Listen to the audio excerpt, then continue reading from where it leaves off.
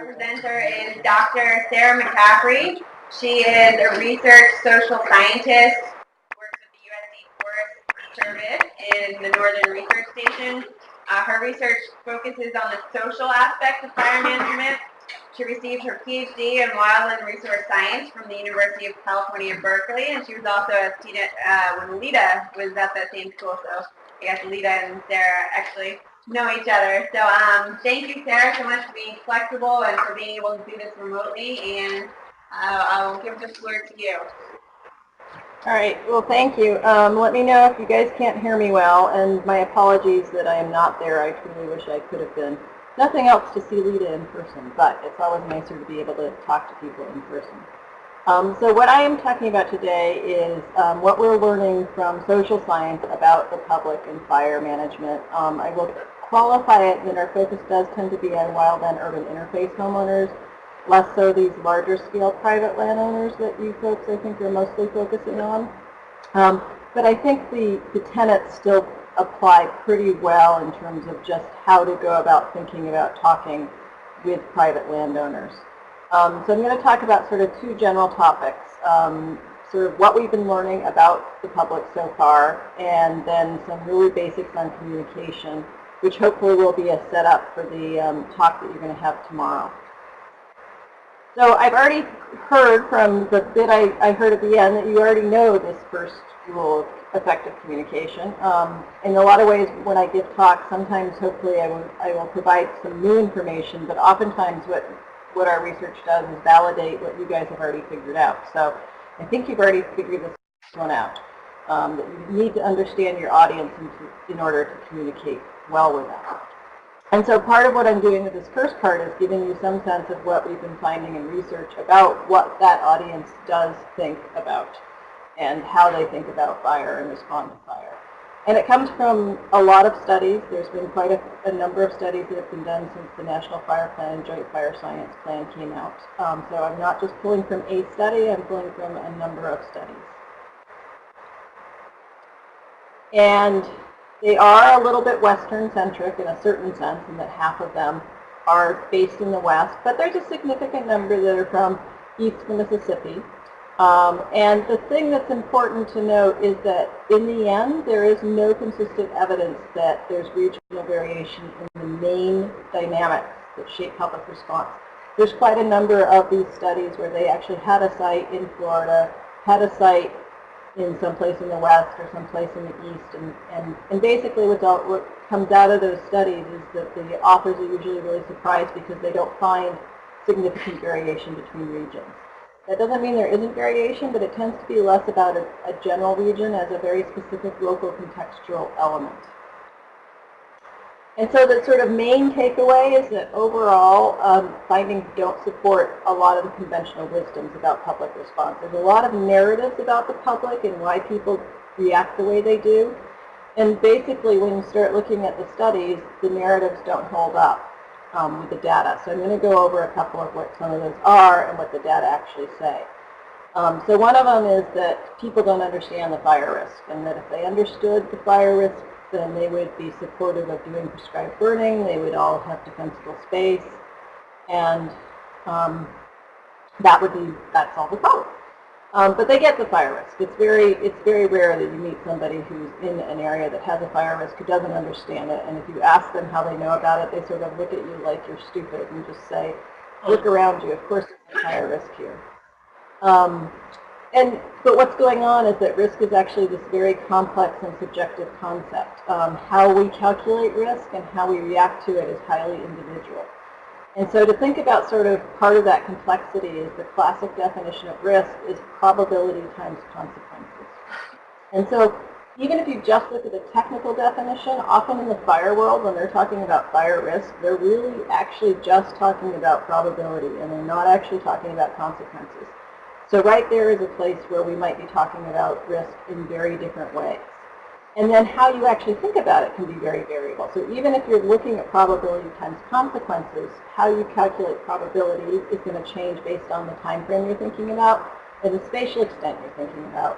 And then how you think about consequences and how you calculate your overall risk depends on the consequence you're thinking about. So For a firefighter per se, they might, if you ask them what's the fire risk for this area, they'll be thinking, okay, what are the odds that I'm going to be on a fire this summer where I have to, that threatens homes in the wildland urban interface. And for them, the fire risk is going to be very, very high. But if you ask if the homeowner's thinking about it, they might be thinking, what are the odds that my house is going to burn down from a fire this summer? And in that case, their risk is actually incredibly low. I actually once calculated it out, and the really generous definitions of house loss and all that, it's less than 0.0007% chance that you would lose your house. So, very different way of thinking about risk, and that means that people don't all respond to it the same way, partly because they might be calculating it differently. Now, you do have to recognize there's a risk. If you don't see there's a risk, you probably won't even think that something needs to be done, but that doesn't mean just seeing it is sufficient. It's a necessary but not sufficient condition. What's going to shape how people react to the risk are other things like their risk attitude. Some people are very tolerant of risk. Some people are very averse to risk, and how that shapes your action. Risk aversion can make some people really proactive, and other people can actually make them shut down and just not do anything because they don't want to think about it. Risk tolerance can make people very comfortable and feel like I don't need to do anything. Or in the case of people like firefighters, it makes them, they get a job where they get to fight flames and not run away from them. So how you respond to risk is also highly variable. Then the individual capacity, do I have the time, do I have the money, do I have the physical ability to do these things that I need to respond to the risk? And then trade-offs with the benefits. So what are the other things that I really care about? Is nature, privacy, timber values, wildlife, and how will these activities affect it to reduce that risk? How will they affect these other values that I care about?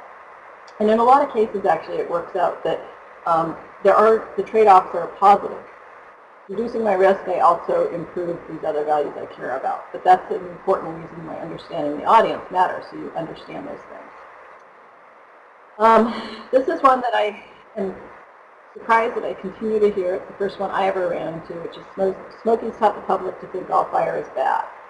And the reality is there's very consistent evidence that the public has a good and often quite sophisticated understanding of fire ecology. It's very consistent when you have studies where they've interviewed homeowners or landowners or done focus groups where the authors tend to say they had a really good understanding and actually surprisingly sophisticated. So even the scientists who do these studies tend to be surprised by how sophisticated the understanding of fire is, and particularly that it has a beneficial role. People understand that there's different types of fire and that there's a lot of plants and animals that benefit from fire. And then the other sign that it's that people don't see all fire as bad is that when we do surveys and ask people how they feel about prescribed fire and thinning, it basically is, again, very consistent across studies that it's roughly 80% see prescribed fire as an acceptable management tool. And when they break them down into sort of proportions, it's roughly 30% have a very strong approval. Yes, absolutely, we should be using this all the time. And then there's another 50% who are giving sort of more qualified approval. It depends. It depends where you're doing it. It depends who's doing it, that sort of thing. So, but right there, 80% saying it's an appropriate tool, that clearly indicates that they understand that not all fire is bad. And there's also a very clear preference for active management. So when they have a study that asks, what's your preference between prescribed fire and thinning mechanical harvest and nothing, doing nothing is routinely, consistently the least preferred management option in every study. So another one is that people don't take responsibility. They expect the land management agencies to do all the managing, and they don't take responsibility for the property. And again, there's a very strong sense of shared responsibility. People understand their responsibility for managing their land. I chose to live here. This is my land. It's my job to manage it appropriately. So they recognize the risk is shared, but they're actually very concerned about actions on adjacent properties. So in one of the few studies where they actually looked at non-industrial private forest owners in Oregon, they actually found that there was a big association between concern about hazardous conditions on nearby public lands and higher levels of cooperation with public agencies to mitigate the risk. Now, interestingly, they didn't actually find a similar association between concern about hazardous conditions on nearby private land and higher levels of cooperation with the private landowners. And there they cited that there was just a lot more barriers to working with other private landowners than there was with working with agencies. So what they do tend to expect of government in terms of the fire risk is that they manage their property and that they provide some education, help us understand the risk, but not that there is a risk, but what specifically is it? How is it, where is it likely to come from? How is it likely to behave? And what are the specifics on how I can mitigate it? What's going to make the difference on my piece of land? And maybe help with some larger scale obstacles. I don't know how this would play out with larger scale private landowners, but for homeowners, help getting rid of the vegetation that they remove is probably the single biggest thing you can do to facilitate people doing defensible space. That's kind of the main barrier for most people. And there's a whole bunch of demographic conventional wisdom about different groups of the population that are kind of the problem. Probably the most common one is it's all these new people who are moving in from urban areas who don't understand fire, they don't get it, and they're not doing anything about mitigation. And there is no consistent evidence whatsoever about that. And why? Well, 60% of moves in the United States are actually within county moves. So 60% of those people just move from a different place in the county. 20% of moves are within state, and only 20% of moves are from out of state. So what that says is that a significant portion of the population is not completely new to the area, has likely heard about the fire issues. And then the other dynamic that's probably more important, and which I think you're going to hear a bit more about tomorrow, is in relation to confirmation bias. And this is a dynamic that all humans engage in, which is once we form an opinion about something, we tend to give more credibility to information that supports that opinion, and we tend to discount information that contradicts it. Think of any of the political stories you see out there and how people respond to them, and that's kind of generally confirmation bias is going on. So what this means is that people who are new to an area know they're new. And they seek out information, they're receptive to information, they understand that they haven't formed an opinion yet. Whereas people who've lived in an area for a long time, they've probably formed an opinion about what the fire issues are, how they want to manage their land, what appropriate management is. And so they're not going to pay much attention to new information that comes their way. So actually, in quite a few places I've been to, the new residents are actually the more progressive people in relation to fire. Hey, Sarah. There's no consistent... This is Dave. Could you please lean in closer to your microphone or project a little bit? We're having a hard time on this end. Thank you. Yeah, and I tend to talk a little bit fast, so my apologies on that. Is that better? Yes, that's better. Okay. So the other group is part-time residents, and we tend to look at them and think that they're less likely to get the fire risk or less active. And there is no consistent evidence that they're less likely to understand the fire risk than full-time residents. There's mixed evidence as to whether or not they're less active. Some studies have found they're less active. Others have not found any difference between part-time and full-time. For the part-time residents, when they are less active, it appears to be less an issue of a knowledge deficit than of a time deficit. They just don't have time. I'm here on the weekends. I don't want to spend it mucking around in the vegetation, or I'm here for 2 weeks for my vacation. I don't want to deal with smoke in the air from prescribed fires. Experience has a consistent effect, that if people just experience a really big nasty fire, then they're going to be all over doing something and all over the need to do things differently. And there's tons of research related to both natural hazards, other natural hazards, and fire that shows that that's not the case. For some people, an event will get them on board. It will be that aha moment. For other people, it actually has the exact opposite effect of, oh, that was so big, mean, and nasty, there's no point, there's nothing you can do about it. In the case of fire, you often hear people say, well, you know, the landscape is burned. It's not going to happen again while I live here. So experience can have a positive effect. It can have a negative effect. More often than not, it doesn't really have any effect on how people respond. What an event does do is increase the salience of fire to people. So it opens up a window where people are going to listen more to information about fire management and the options that they have. So you have a window of about 3 to 6 months where fire goes from being number 20, 50, or 100 on the list of things to think about to number 1 through 10. But over time, other factors such as, school starting, I have to go get my kids new clothes, or I have to make a dentist appointment, all those things come back up to the top, and fire considerations get bumped back down. And then, as I've already kind of said, there's few clear geographic patterns, but there's also few clear demographic patterns. So there's often a desire to be able to characterize your audience by their education levels or their income levels, and there isn't really any consistent evidence that how people respond to fire varies based on those things. We have communities that are poor, that are as proactive as communities that are wealthy. We have education levels that shape, that don't show any shape in how people are responding. So sometimes you'll get a relationship that it's not consistent enough to be able to make a statement that this is how people are going to respond to fire and prescribed burning in any sort of way. So the local context always does matter. I've been talking about these sort of general scale patterns that we do or do not see across multiple studies, but you will find exceptions to all of these.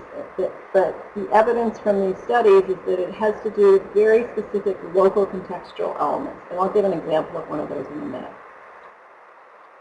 Okay, so what does shape public views? I've been sort of explaining a whole bunch of things that don't. It boils down to actually pretty simple, 2 factors. There's a very clear relationship between knowledge of a practice and greater support for that practice and lower concern about negative outcomes from that practice. So this is from a study from 2000 actually, where they did a survey in California and Florida and Michigan and subsequently added in Missouri. And there was a very strong link between knowledge and support for treatment practice. So in California, they had defensible space ordinances, not a lot of prescribed fire. Florida, lots of prescribed fire, no defensible space ordinances. In Michigan, some prescribed fire and no ordinances. So how did that play out in terms of how people responded? Well, California defensible space ordinances had very high positive attitudes about defensible space and much higher removal of flammable vegetation on their property. They had an ordinance, they had to do it, but that did not lead them to having a negative attitude about the ordinance. They actually had a very positive attitude about the ordinance. And Florida has the highest general attitude towards prescribed burning, which makes sense because they have very frequent prescribed fire down there. And California actually did too, even though they didn't have very high rates of use of prescribed fire. Michigan was lower, even though they had higher rates of prescribed fire, and this is the example of where local context matters. Where the survey was done was on the Huron-Manistee. In the area where in 1988, I think, they had the Back Lake fire, which was an escaped prescribed fire that killed a firefighter and burnt down 41 houses or something like that.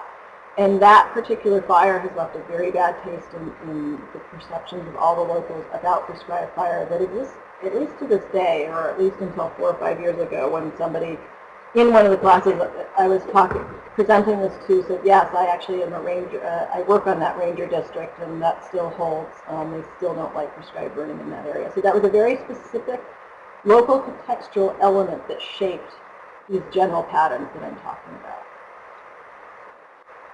Just to give you another example of how consistent these are, in Massachusetts, knowledge was the most significant predictor of support for prescribed burning. Those with some knowledge of it were less likely to think it was too dangerous a practice to use, be concerned about its use in your homes, and be concerned about smoke, aesthetics, and effects on wildlife and wildlife habitat. And my dissertation was on Incline Village, Nevada, and which is, other end of the country, different ecosystem, different fire hazard at a certain level, and I had pretty identical results to this. The ecological benefits are particularly important. We often tend to focus on the fire risk. I suspect you folks do less so because you've been using fire for so long, and it's much clearer the ecological benefits in your area. But a lot of times people get very focused on talking about the fire risk, where most people, what they really care about is the forest health. They want their landscape to be healthy. And so, as you can see from this particular survey up in the Great Lakes states, that 40% rated managing healthy forests is the most important management issue. And only 12% said reducing wildfire risk was important. So this makes a lot of sense to me, and this is one study, but there's tons of other studies that have very similar findings. It makes sense because people live out in the woods because they like nature, they want it to be healthy, they want it to be in good shape, and it's a positive thing to think about. Whereas fire is something that's not necessarily pleasant to think about. It may or may not happen on my property, so I may or may not have to deal with it. So it makes a lot of sense to me that the ecological benefits of fire are much more important to a bigger proportion of the population than reducing fire risk. Now, with prescribed fire, there are two variables that also shape acceptance, and they will not surprise you, I don't think. One is concern about escape. So in that California, Florida, Michigan, and then Missouri study that I just talked about, concern about escape is negatively related to acceptance in all 4 states. So people who are more concerned about escape had lower acceptance levels for prescribed fire. But there's evidence that part of the issue may be views are based on a limited sample. So in some focus groups we did in 5 different locations out west, we asked people, how would you feel if agencies started doing more prescribed burning? And the first reaction was no. And then the moderator would say, well, why is that? And they'd say, well, they can't control them now, can they? But then in almost every single group, somebody in the group would say, but I think they do. I think most of them actually go well. It's just that we only hear about the ones that go wrong. And then other people would say, yeah, now that I think about it, I think that's true. And so then they said, you guys need to do a much better job of telling us about the fires that go well. And this is a really good example of sort of another common dynamic with fire and what shapes the narrative is what's called sampling bias, which is we take the sort of one example we have and we extrapolate it to equal everything that's happening. So for these people, they only hear about the escapes and they extrapolate that to equal all prescribed fires escape. And I think we do the same thing when we think about the public. The people who yell loudest at us tend to be, the people who are concerned about some issue, and we extrapolate it to equal everybody. Whereas the reality is, people, if they're happy with what you're doing, they're not going to yell at you, so you don't hear from them. So we have to be careful about taking what we hear and extrapolating it to equal the whole population. But the inverse also goes the other way. If we don't do a good job of communicating all the things that go well, such as the burns that don't escape, then the public will also engage in their own demonstration of sampling bias. And as an example, when we ask people in these focus groups, so what's the percentage of Forest Service prescribed burns that escape their boundaries? It's roughly around a little under 20% that people said this. And that's it's way high. And when at the end we told them that it was actually somewhere around 2%, they were like, oh, well, that's really good. That's great. I'm glad to hear that. So that's a good example of how we could do a better job of communicating. And the other one is smoke. That smoke is not a health issue for aesthetics, for recreation issues. It's really fundamentally a health problem. Now in the southeast, it's also a transportation problem. Out west, that's not really an issue, but in the southeast, concerns about transportation and freeways and that sort of thing is an issue. But the really key issue for individuals is roughly a third of households in the United States have someone in them that's going to have a health issue affected by smoke.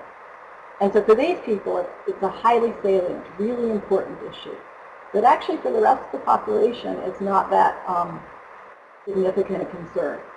And this is an example from a study actually in California where we asked people to, they had toured a site of different types of treatments, and then we asked them at the end to fill out a survey ranking their preference for prescribed fire or mechanical thinning or no active action. And then we asked them to rate how important different variables were in relation to their shaping their preferences. So this is the mean, and the lower the bar, the more important it was. So the first most important things were forest health and reducing fire hazard. That's not surprising. That's pretty much what I just told you. Then we have improving wildlife habitat was important, erosion potential, cost effectiveness, control, which is escape, concern about escape. We still haven't gotten to smoke. Well, smoke is the least important, on average, variable of all the variables we asked about. Now, the manager I worked with on this looked at this graph and was like, that's just wrong.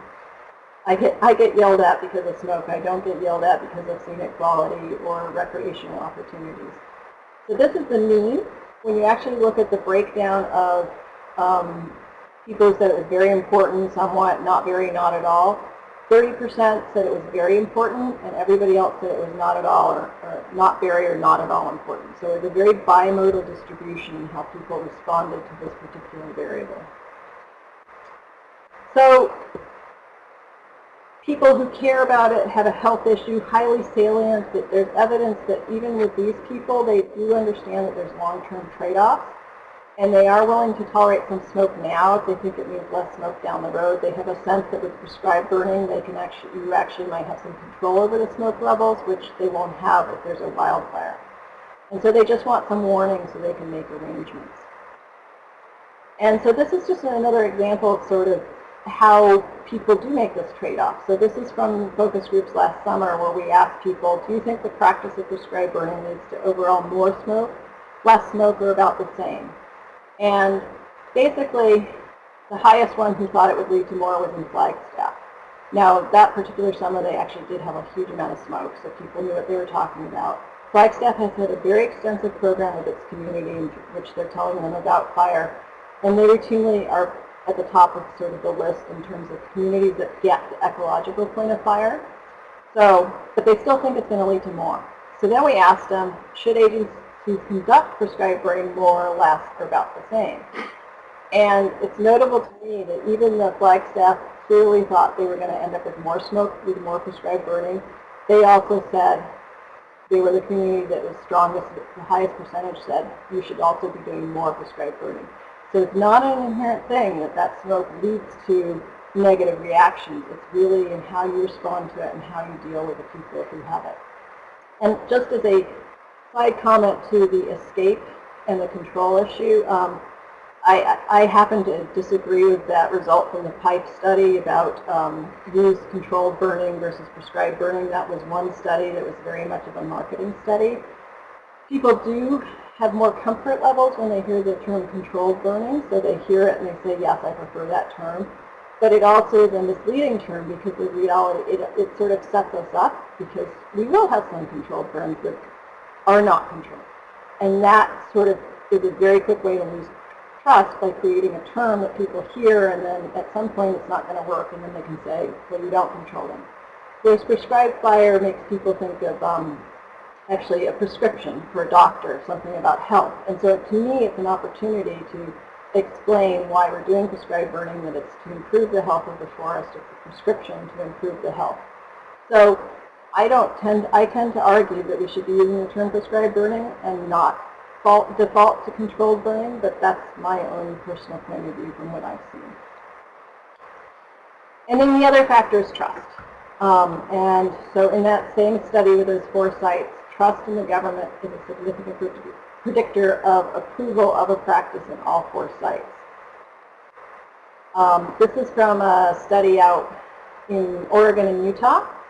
And so the things to note sort of is that you have these 80% numbers that I talked about earlier where it's, basically 80% have full or moderate support confidence in prescribed fire or thinning. But when they actually did a statistical analysis and put in various variables that have been shown to be associated with acceptance, the only one that was predictive of acceptance was their level of confidence in a manager to use a specific practice to reduce the fire risk. So it wasn't confidence is a type of trust. So it wasn't trust in an agency overall, but trust in that manager to be competent about what they were doing. And it was pretty significant. It was something like 1 increase in confidence in a manager for prescribed fire led to a 6-unit increase in acceptance. So it sort of boils down to that treatments are generally acceptable if they are done by knowledgeable people, preferably locals familiar with the area, and that gets to that confidence trust issue. They're knowledgeable, they are local, they know the area, they're competent, they know what they're doing. And so if a practice is established, so they've had a chance to understand it, to see it, to get to understand what's going on and why. And there are high trust levels in those who are implementing the practice. Acceptance will generally be high. And I like to reframe it to how I hear people talking about it, which is about respect. So people are very willing to respect the expertise of people, of managers, both in terms of what they're doing, but also in terms of the information that they're giving them. But they're only willing to give that respect if their need to be informed and their desire to be heard is respected. So it's a mutual kind of thing that's going on here. They're willing to respect what managers do and what they ask them to do, but only if they feel like they're being listened to and their concerns are being taken into account. So this is kind of a model that you have in terms of this is how we tend to think about the fire management and how people respond, which is if they get the fire risk, then they're going to understand and accept the fuels treatments. Very tentative. What's more important is do they understand why this fuel treatment needs to happen and what the benefits are, what are the ecological benefits, how did it reduce my risk. There's also some evidence that sense that it's cost effective can influence people's acceptance. And then concerns also shape acceptance, concerns about escape and smoke, but those can be mitigated through understanding. So people who have a better understanding of the ecological benefits have less concern about escape and smoke. Now there are other concerns like aesthetics, wildlife values, a whole other range of things that are often listed as reasons why people don't support these practices. But as often as not, these other values, such as aesthetics or wildlife habitat, are reasons why people actually support a practice as not. It just depends on the situation. So it's not a given that these concerns are a negative. And the other one is trust. Do we trust the people who are giving us this information? Are they credible? Are they competent? And then what's the other variable that shapes these two? It's the communication process. So is it interactive? Is it transparent? Those are both key variables that both shape trust. Transparency is really important for shaping people's trust. Do they believe that you're being honest with them? It's basically one really quick way that people assess competence is, are they being honest with me? And then the communication process obviously can increase people's understanding of the practice. So I'm going to turn now to the communication and just touch on a couple different places where you can learn from communication, different communication practices. So there's a field called Diffusion of Innovations, which was started in the 1930s during the Dust Bowl, where they were trying to understand why farmers adopted better farming practices or didn't. And so over time, lots and lots of research on this, very established field. And they sort of found that 3 factors drive diffusion. And one of them are factors related to the innovation itself. So these are things that may be worth your thinking about in terms of how you talk about prescribed fire with landowners. The relative advantage, the degree that this new idea is perceived to be better than whatever will replace it. The complexity, how difficult is it to understand and use. And so obviously with more complex innovations, it requires more working with the people to adopt it. The compatibility, is it consistent with or conflicts with the way we do things or our values in this area? The observability, can I see? How easy is it to see the benefits of this particular practice? So with prescribed fire, I've definitely seen cases where people don't like it at first, but after 6 months they see what the landscape looks like after, and they're like, oh wow, this actually is a much preferable landscape. I really prefer what it looks like. So prescribed fire has both the positive and negative observability things, in that it can look not so great for a little bit, but eventually it can look so much better that can actually be a benefit for you. Trialability, can they try it on a small scale and sort of figure out how it works before we fully go with it and adopt it? And plasticity. And that's the degree that you can modify or adapt it to your local needs. So, do we have to adopt it exactly as it is, or can we modify it and it'll still be effective? And the other 2 factors that are key is social influence. So what do other people think about this innovation? And in this case, an opinion leader can be really critical in terms of helping people decide that, yes, this is a good thing. And the opinion leader is not necessarily a formal leader, but it's the person people turn to say, hey, so what do you think of this practice? Is this a good idea? And so that can be kind of critical. If they feel like the opinion leader says this is a good idea, that can make a lot of people jump on board. And then the timing and the framing of the introduction. And so I think you're going to hear a bit more about the framing of prescribed fire and working with landowners tomorrow. And I like to put this up just to remind people, I often hear a lot of frustration of, we've been telling people to do this and they're not doing it. It takes time. To adopt a new practice is not something everybody does right away. You sort of have the early adopters, and I like to think of this as these are the people who stand in line for 3 nights to get the latest iPhone out of the store.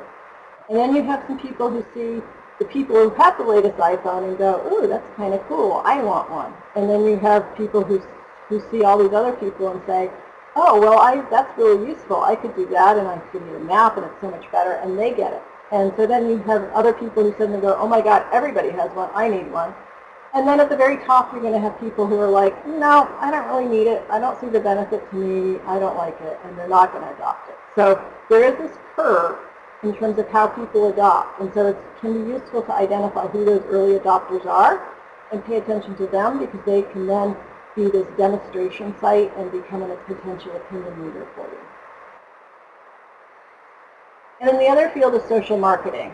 And this is, again, area where there's been tons of research trying to understand how do we get people not to drive drunk? How do we get people to stop smoking, to wear a seatbelt, et cetera, et cetera.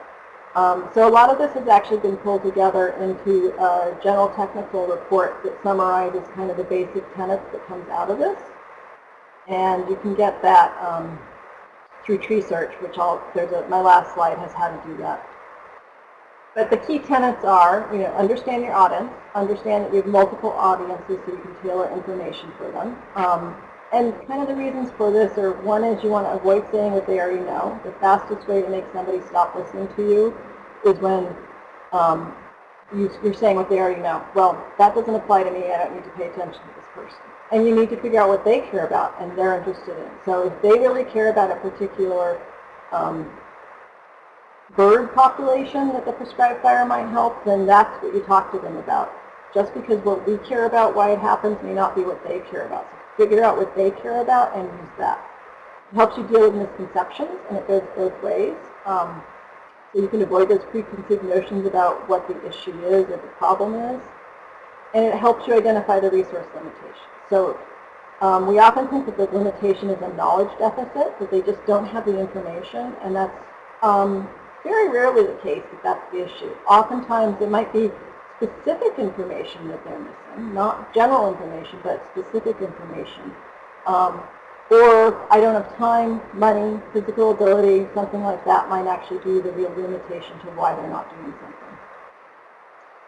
And so we do tend to think that if we just provide people with information, we'll get behavior change, and that's sort of this knowledge deficit model, that's the problem, and that's not how it works. Providing information increases awareness. Increased awareness does not lead to behavior change. So how do we get behavior change? Mass media is something people tend to automatically turn to because we can reach a lot of people. It's relatively cheap. Not very good for changing behavior. It's most effective for raising awareness levels. It might have some effect on changing behavior for very, very simple practices. But in general, it's not that great for changing behavior. The one exception is in relation to mass media is brochures, which have been shown to be an integral part of a behavior change campaign. And the brochure in and of itself is not going to do it, but what it does is when people do decide that, I should look into this, maybe I should try doing this, maybe I want to do a prescribed burn, they can turn to a brochure that gives them enough detailed information that they can better assess, okay, so this is the 5 things I would have to take into consideration, and here's the contact information of how I can find out more. So brochures are critical in that they have enough detail to help people move forward, but they're not going to change behavior in and of itself. What does change behavior? It's talking to people. And you guys already figured that out based on what I heard at the end of the previous talk. It's the most effective means, and it's because of two things. It allows people to ask questions, clarify those misconceptions. You can acknowledge concerns, and so basically it helps people figure out where the issues and the barriers are and how they can move forward. And it also helps build trust. So it helps them understand that, oh, these people who are suggesting I do this, they don't have ulterior motives that I don't get. This is where they're coming from, and they're decent people, and I trust them. And I've often heard in more than one location where people say, you know, I really hate the idea of doing more prescribed burning, but I got to know the local district ranger or the local fire manager, and, you know, they're a good person, and they really have good reasons for doing this, and I trust them. I still don't like the idea that much, but I trust them, and I understand that they need to do this. So it can make a big difference. Use all the good reasons. One reason to change a behavior or norm is not better than others. Different people care about different reasons, so use them all. Don't just focus on one. Figure out every possible reason why this is a good idea, and use them all. Use all the outlets. Use an information stream that goes throughout the year. Don't just focus on the time of year when it's the best time to be doing prescribed burning. People pay attention to things at different points in time, so have the information out there all the time. Use different methods, different messengers. Some people are going to pay huge attention to the Forest Service. Some people are not going to trust the Forest Service. Some people are going to prefer the State Forest Service or the Nature Conservancy.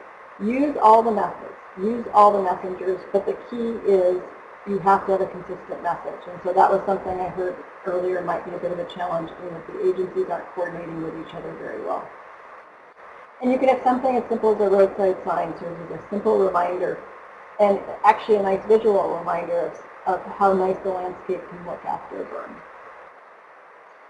And so these are 3 GTRs from which I pulled a lot of this information. You can download them from Tree Search. If you just put them into Tree Search, it's a great place for you to get information about Forest Service research. Everything is there, everything is free and downloadable. And so I think I have 2 minutes for questions.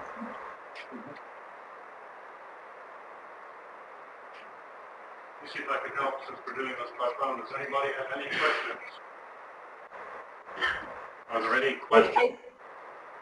I see 2 written ones. One is, as the figure of 60% of moves begin being within county, how much does that vary regionally?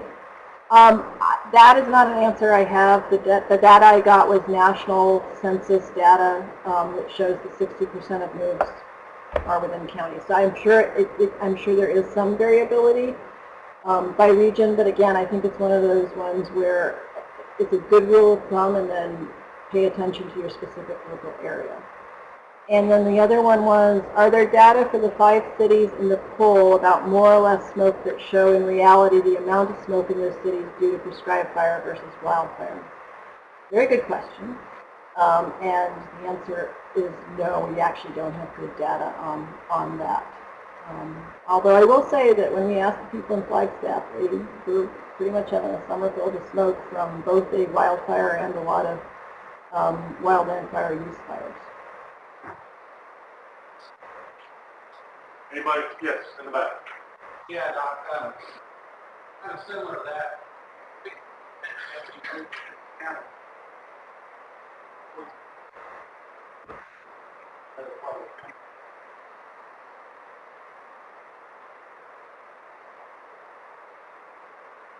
So you're going to have to repeat the question because I can't hear any of it. They move in, we have one earlier this year.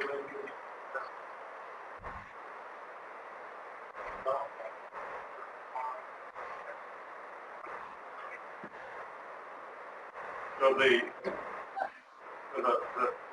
the point is that very often that 40% that move into a community might be the most vocal and willing to reach out to political officials and others about their displeasure for smoke and or prescribed fire.